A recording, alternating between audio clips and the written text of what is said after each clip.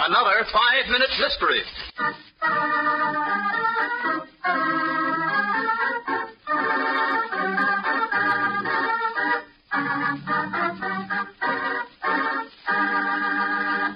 In a small private lodge high on a mountaintop in the Lake Placid region, Alice Herrick toys nervously with a corsage of orchids pinned to her luxurious fur wrap, as her husband, his broad back against the cabin door, twirls a small revolver on his fingertips. You're a fool, Charles. I don't know what you want of me. I'll do anything. Anything you say. There's nothing I want of you now, Alice, but to have you dead. It's money you want, isn't it, Charles? All right. You can have every cent I have. Oh, no, Alice. This is it. You haven't got the nerve. You haven't got the nerve to kill me. You'd never even... You've underestimated me for the last time, Alice.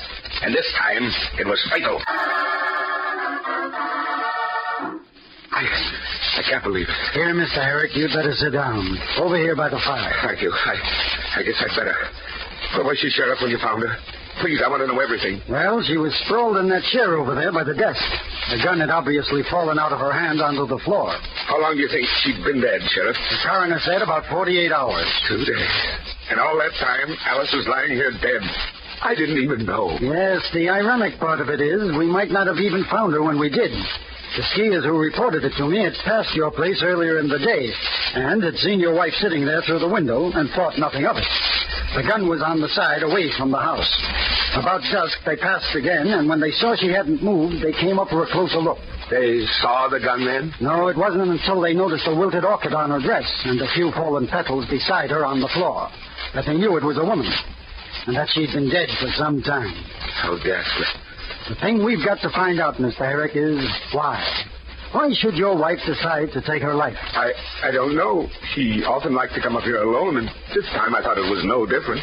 You were never worried about your wife being up here alone? Alice was a very independent woman, Sheriff. She wouldn't allow worrying over. Besides, we two were the only ones who had keys, and it was as safe as any place could be. Then you'd say we could rule out the possibility of anyone's having gotten in and killed her. Killed her? But Alice committed suicide. You said so yourself. Well, we don't like to overlook anything. But no one could have known she was up there. Besides, you said the place was locked when you found her.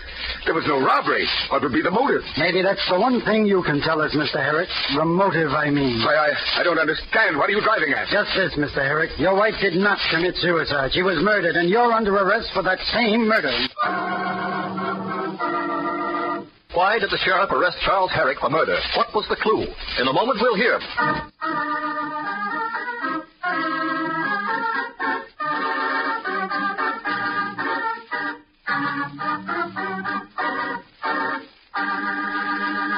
And now, back to our story. That was a nice, neat little job of stage setting you did, Mr. Herrick, to make your wife look like a suicide. Gun carelessly dropped under her lifeless hand, wilted petals fallen from her orchid corsage. But no one else could have gotten in because the door was locked, and the only other key with you. A perfect suicide, except for one thing. You shouldn't have been so exacting as to have strewn fallen petals from your wife's flowers, Mr. Herrick. Or didn't you know orchids do not shed their petals?